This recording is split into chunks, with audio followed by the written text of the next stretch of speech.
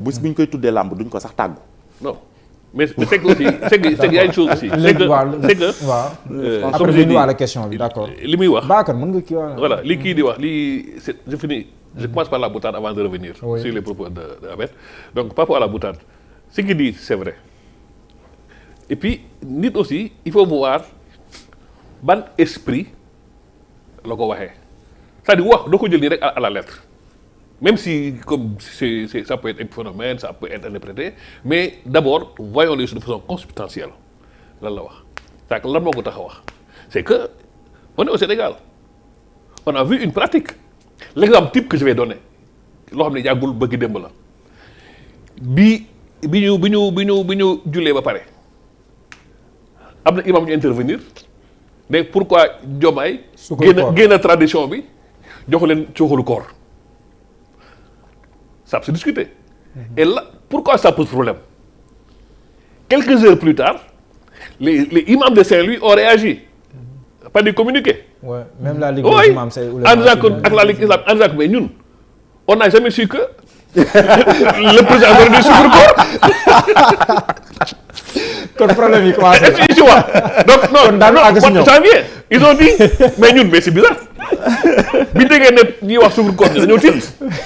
parce que mosu ñoo ñu ne ñun bokk nañ ci association bi. on est responsable au niveau de la région. mais pour ñu xam ne am na suukar koor. léegi nag wax nañu léegi fa la doon jaar. beneen wax am na. chez les imams. imams yi nga xam ne dafa am lu ñuy représenté. bu ñu nee imam fii jub. exemple. mais loolu débat boobu. bu ñu raayul moowu bi. dafa lax ay tappale yu bari c'est-à-dire dafa am benn mafia même islam dañu ko def mafia. non mais non il faut dire les choses comme elles sont. même islam dafa am benn loolu mafia affaire imam lan la. bu ñu nee Sénégal tey bu ñu nee imam looy xalaat islam. donc même xanaa débat boobu. dafa indi lu bari pour jël si làmb ji. c'est que man la wax aussi il faut nga voir contexte bi. xool li daal mu indi donc c'est-à-dire que poser une question de gouvernance poser une question même d'escroquerie autour du sucre parce que au nom d'une association nga laaj dara ñu jox la eggul si ñu ko laajal. mais est-ce que dañ ko doon laaj. mais si daf ko laaj. non mais dafa ne président gisaguñu. waaw dafa ne gisaguñu mais justement non maa ngi ñëw non. c'est que am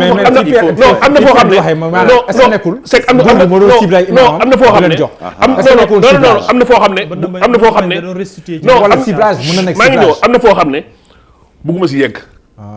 waaw bul yegg foofu bugguma si yegg du ma yegg mais non ma daaneel non xaaral même l'histoire de ces imams là ça dafa am ay antécédents même judiciaire. waaw kon ñu bañ donc ay ñum la ay tappale si lal un chat il faut l'appeler un chat. non mën na am ciblage la woon aussi. non moo dama ne la man chef de l'État ma cible Imam Ahmed. déedéet non affaire bi dafa am benn waxee ni il est plus profond que lii. affaire dafa moo tax affaire dafa am benn ma bañ dem foofu moo tax comme li amee wax ma bañ dugg si biir. bul dugg ci loolu dafa am benn mafia maa ngi ñëw parce que on est dans un nouveau contexte.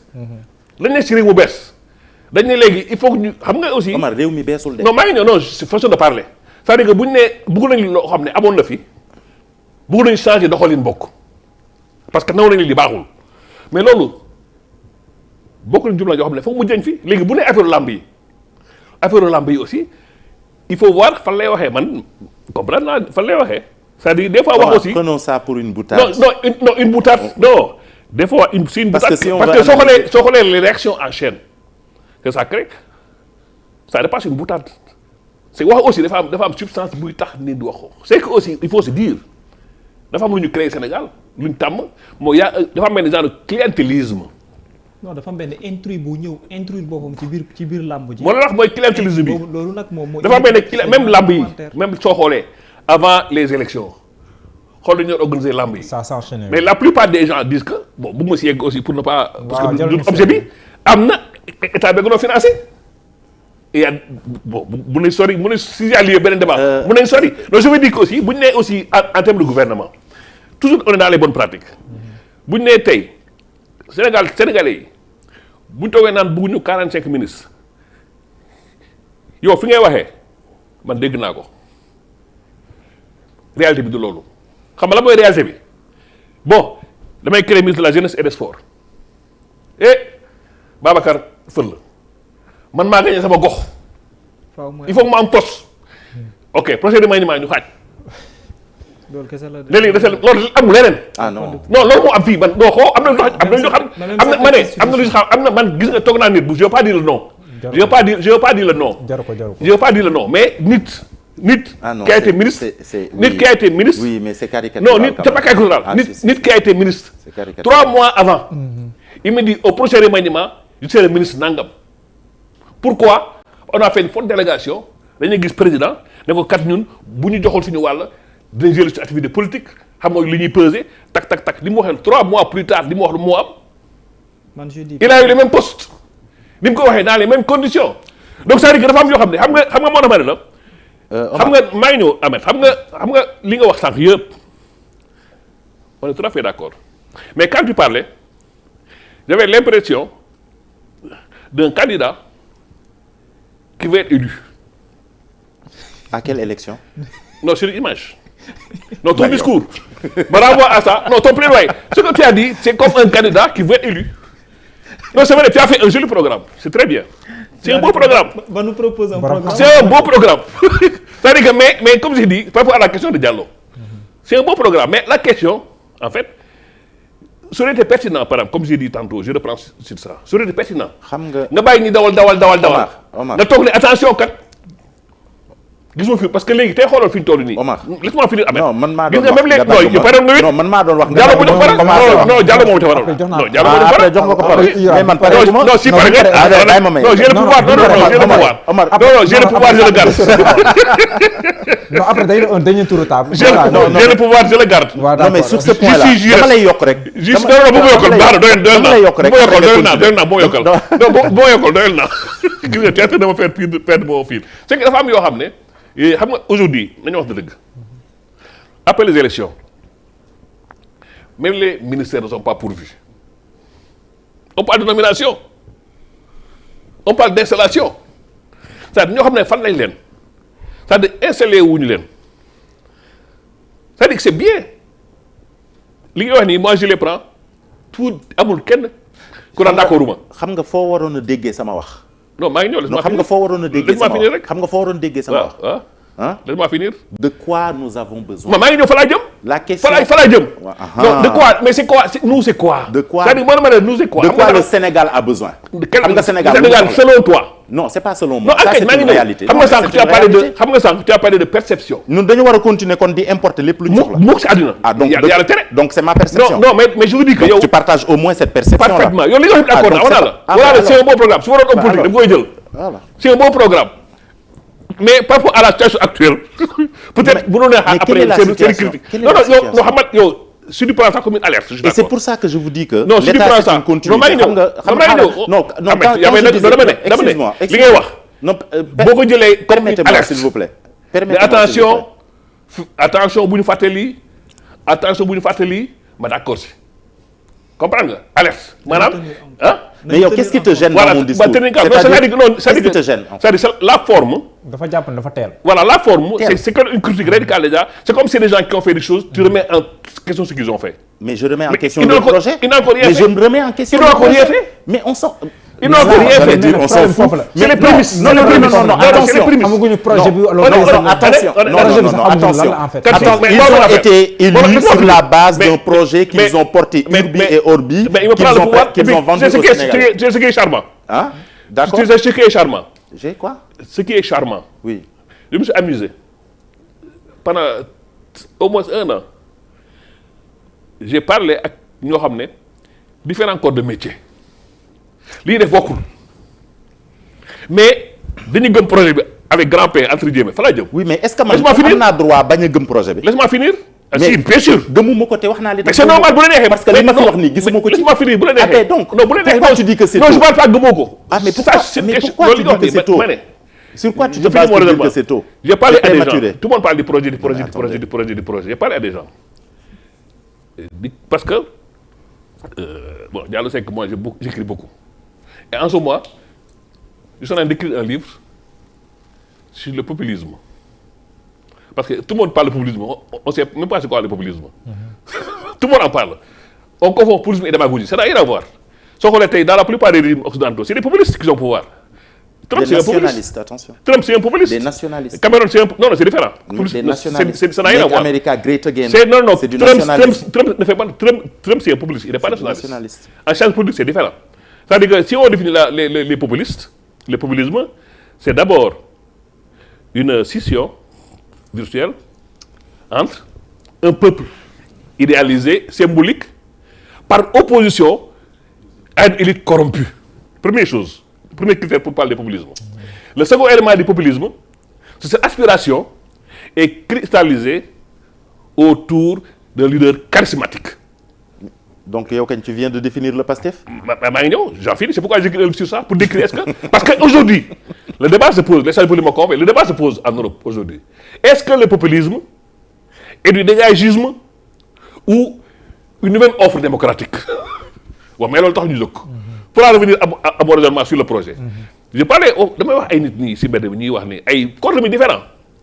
Ma ne waa jàmbaar yow la mooy projet bi. Pourquoi nga gëm ko? Le gars m'a donné une définition boo xam ne il est convaincu que moom loolu la. nga dem si jaay ko di gerte bi yow pourquoi nga topp si projet bi?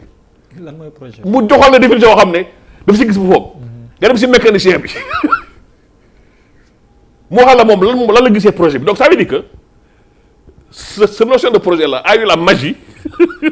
ñëpp naan projet bi de fédérer et puis ku nekk tu as mis ses aspirations dans ce projet là. Donc le mécanicien, le menuisier, et il parle du même projet. Hein. Mais chacun y renvoie, chacun déjà, on parle de chacun déjà il met sa perception. Parce que perception, gis-gis là. C'est-à-dire, il voit les faits, les mêmes faits, on a plusieurs perceptions. C'est-à-dire qu'on est à ce niveau, à cette position, il y a les choses. Donc souvent, souvent on parle pour nous, qui avons un peu fait l'école. On parle pour nous. En dépliant que ce pays, ce n'est pas nous. On est une infime minorité. Nous comprend peut-être pour analphabète, illettré. Nous savons chaque élection, mais concrétiser. Non. Le discours là, il est dangereux. Non, c'est pas dangereux. Ça dit que ces gens existent. On ne peut pas les occulter. Non, écoutez. Mon cher. Est-ce qu'on doit les occulter? Non, il faut pas aussi. Discours qui tente non, il faut pas lui faire mon discours. J'ai pas dit. Sont égarés. Non, j'ai pas dit ça. J'ai dit. Nous, intellectuels, on a la prétention de tout savoir. En plus, on n'est même pas des. Et de tout régime. Non, entre guillemets. C'est pourquoi j'ai dit entre guillemets. C'est pourquoi j'ai dit entre guillemets. Parce que les gens intellectuels ak instruit.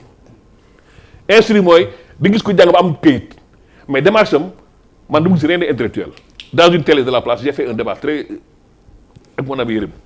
Cette question-là, sur la moins intellectuelle. Donc, je suis d'accord avec toi, c'est pas ça intellectuel. Mais les intellectuels existent même si le Sénégal, franco-arabe. Le Sénégal, mais ils ont des intellectuels. Mais bien sûr, ça que j'ai dit. Mais ça mais c'est l'intellectuel de cette catégorie. Mais quelqu'un ne peut pas faire l'école française. Attention, hein. C'est pas lié à l'école française, l'intellectuel. Ah ben oui, voilà. L'intellectuel, c'est une démarche. C'est une approche par rapport au monde. C'est une perception du monde, c'est une capacité d'analyse et d'abstraction. Même si jàngul mun nga ko am mais li mu wax mooy c'est-à-dire que fii ne Sénégal dafa teel cool li ñu naan cool yi moo teel. dafa teel ci yow. Mais bien sûr je parle pour moi c'est-à-dire cool yi moo teel fal nañ ay nit. Mais ban coow moo fi am Omar il faut pas. non je parle pas tout en général mais en général xam nga sax wala pas de coow. xam nga si coow na soo gisee boo taalee télé yi boo taalee rajo yi. Mais c'est le droit le plus absolu du Sénégalais de s'exprimer sur l'avenir du pays. Mais bien sûr. Non. Mais il faut pas sur l'avenir de. Mais si. Non. Qui l'a nan? Ouais, les kholo, les xex.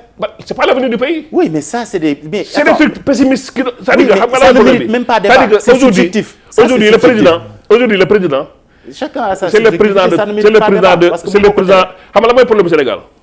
Ben góor loolu la waxoon.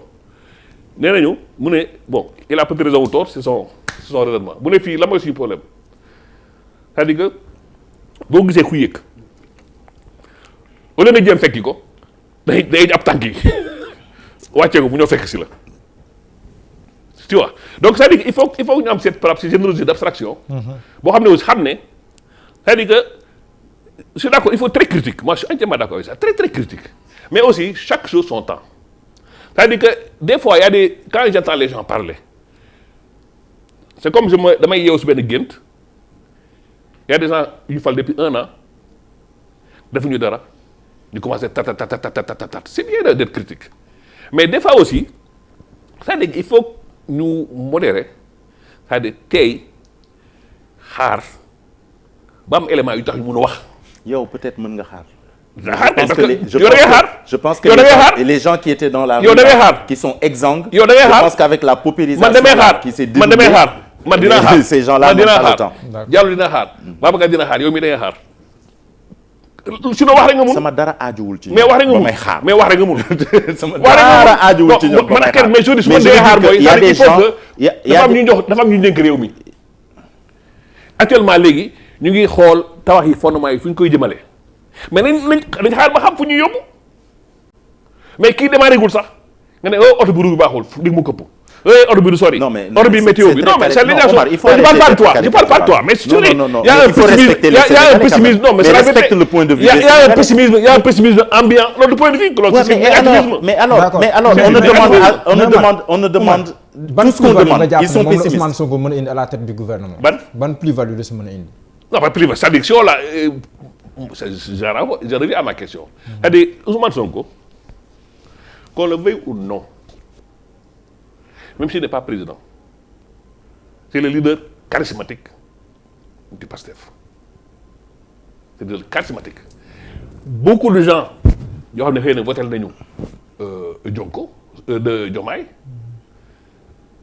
c'est une projection de Sonko. Il faut le Diomaye boo tax ñu naan Sonko mooy Diomaye xëy na projection Sonko la ñu def si Diomaye. Boo tax ñu voté am na une télé béninoise xaw ma togolaise moo seetaan 3 jours avant les élections. Ça m'a fait rire. Le gars,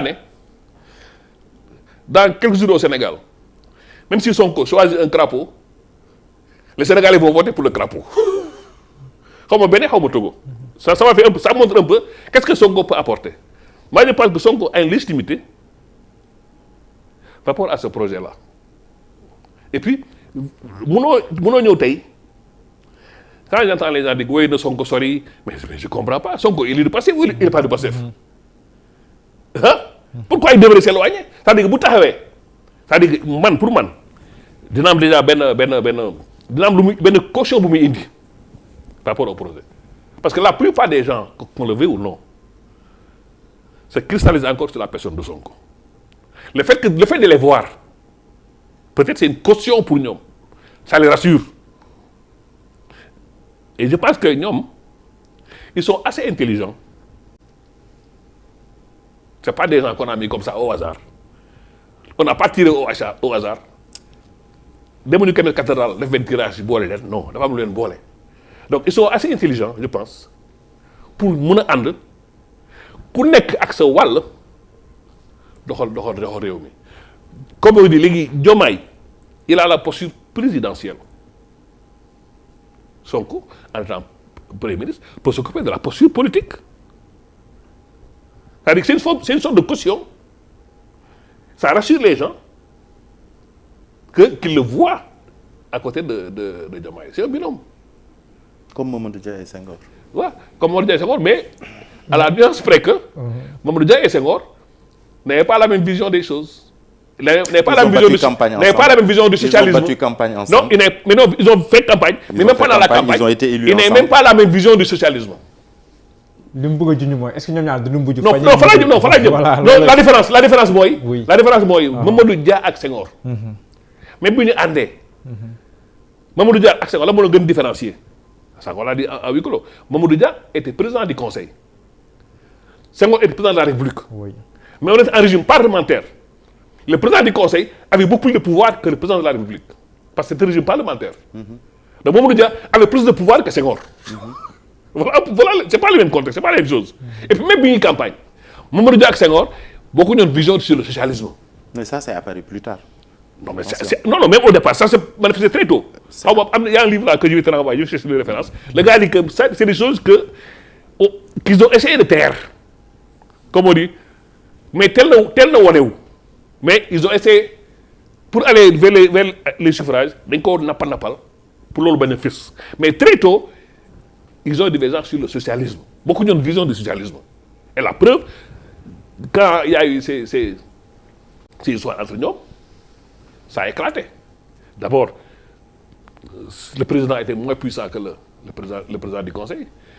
Il n'a pas la même vision du socialisme. Alors que lui, c'est différent. Ici, moi, je parle de co-construction. Ils ont construit le projet ensemble. Là où il y a un problème oui. avec les Sénégalais, c'est qu'en 2029, celui qui va devoir, avec les électeurs, bon, pour nous clair, celui qui va devoir rendre compte aux Sénégalais, c'est Bassirou Diomaye Faye, élu président de la République. Ce n'est pas Ousmane Sonko. Mais il le sait. Ousmane Sonko, ce qu'on est. Non, je ne dis pas il le sait ou pas. Je dis, celui qui doit des comptes, celui qui signe, celui qui a le cachet, celui qui nous représente, hein, c'est Bassirou Diomaye Faye. D'accord. En 2029, bu Sénégalais di demander ay comptes, Bassirou lañ koy laaj. D'accord. laajuñu ko Ousmane Sonko. D'accord. Bon, je peux. Oui. léegi léegi ñu dem rek parce que après docteur Sadio. il faut que ñu jox docteur wax docteur. je peux docteur waxal ko. non docteur da nga yow sama rek yow tamit après waxal docteur. non docteur wax il faut que ngay tàggu grand bi. Non, waxal ma jàng quoi. non léegi sax damay jàng maa ngi jàng docteur après on fait le dernier tour. Omar bàyyi docteur mu wax. Après day wax pare. jël sa wax ba pare tu permets. waaw non demal. Non, c'est un bon, c'est un politicien. Je n'ai pas dit politicien, c'est un politique. Parce que politicien, c'est péjoratif. Ouais. C'est pourquoi je t'ai demandé tantôt. Moi, je t'ai demandé, est-ce que tu as un parti politique? C'est ton discours me fait penser à quelqu'un qui a un parti politique. Et je ne savais pas. C'est pourquoi je te l'ai rappelé en disant que tu parles de quelqu'un qui a un programme. Non, parti, je ne pense pas. Si, il a un parti. Si, on a fait notre assemblée générale 2 mois avant les élections. Ok, on va parler. Ah non, mais moi je fais de la politique. D'accord. Non, moi je suis très politique. Je fais de la politique. D'accord. Non, grand B. Je fais de la politique et je suis dans l'opposition. Non, c'est clair. Non, c'est clair. C'est bien. En termes de je suis avec les présidents, je suis dans l'opposition. En toute responsabilité et je l'assume. Pensée unique. ñëpp nañ xalaatee nii loolu mënul nekk. ça tant que àddina mi ngi dox. ma yokkal la ci benn. waaw même Dieu ne fait pas l'unanimité yàlla moo ñu sàkk te am na ñu ko gëmul. te ñu ngi ci kaw suuf mu leen di defal teranga. donc voilà pour dire.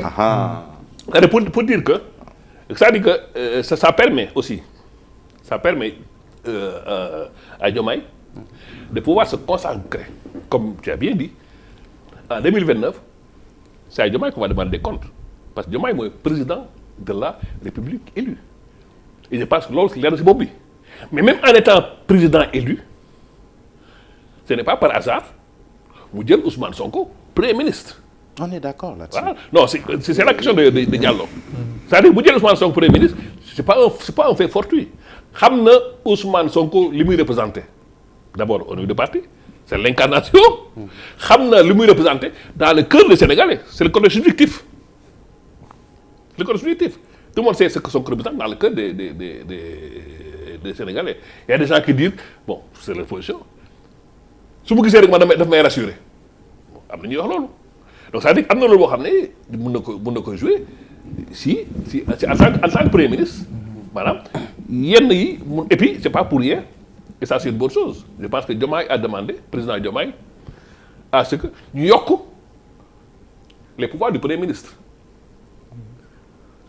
pour en plus de latitude parce qu'en fait le Premier ministre au Sénégal c'est qu'un pantin excusez-moi le terme Premier ministre Sénégal pantin la rek ku suma ñàpp booy jël bu la neexee nga sànni ko amul benn pouvoir waaw même pas coordonnateur parce que des fois dañ koy tëb dem uti borom kër gi donc c'est bien que bu nee na Sonko dañuy yokk président dañuy yokk comme pouvoir au Premier ministre donc ça veut dire que Sonko am na lu bari lu mu war a jouer dans l'animation du gouvernement comme tu as dit aussi gouvernement c'est pas seulement des CV même si les CV sont importants aussi parce que CV dal la xel parce que tey ñu jël Diallo jox ko Seneweb mu gën dal sama xel jëlee fële benn Megan Seet jox ko Seneweb et pour am na sànq benn question bu ñu effleuré mooy Diomaye c'est-à-dire que un président il n'est pas besoin d'être savant de tout savoir par exemple c'est une équipe on a vu aux États-Unis ay temps kii le cowboy là comment il s'appelle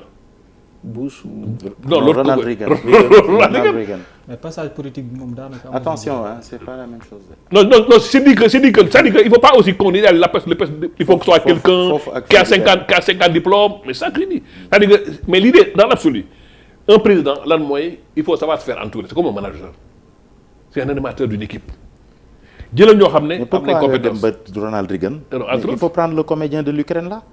Zelensky. Non, Zelensky, c'est une manipulation. xam nañ lu ko fa teg. C'est différent. Et la première mi ngi fay actuellement les ku nekk mën na nekk président kañ am mi ngi pay les moo la xoolal CV c'est important aussi. manque de connaissance géopolitique. parce que comme le maire bi nga wax nii maire Sandiara bi. c'est-à-dire kooku dal na xel pourquoi dal na xel bu nekkul dara avant muy nekk maire sax am na lu mu def si dëkkam parce que nee na bi muy jàng moo doon seul élève gox boobu yëpp son rêve mooy bu tekkee rek bu defal dara si gox bi te il a traduit nekkul maire c'est-à-dire ku commencé liggéey amul poste mu nekk maire. et étant maire aussi muy construire. et puis l'autre y a un ministre xaw ma Bouba xaw ma nu mu. Abouba Diagne. est-ce que vous avez vu ce qu'il a fait dans son truc instrumental. ministre de la culture. non li mu def. ministre de l'agriculture. agriculture gis nga lu mu def. donc c'est-à-dire c'est des nit dafa am nit ñoo xam ne et puis y a quelque chose qui m'a rassuré ça peut être subjectif hein xaw ma nit ñi ils n'ont pas prêté attention am na kenn ku ne si ministère yi j'avais 3 maisons j'ai vendu l'une à $1 million ma ñëw installer benn ferme c'est pas lui qui va piller nos pêches c'est pas lui qui va piller nos pêches nos petites caisses nos maigres tout là parce qu'il a laissé 2 maisons à $1 million c'est pas lui c'est pas le complexé. yaakaaroon mu jël fii. voilà c'est pas le complexé buy gaawantu fii les ministres il faut le dire mi nga xam ne mu demee le premier coup tu vas chez une maison à Atlanta une maison à Paris tout ça il y a ce complexe là qui pousse les gens à piller les caisses donc c'est pas lui qui va piller du mooy saa ci caisse yi. pour dem créer benn maison à Genève. kon gouvernement daal dal na xel.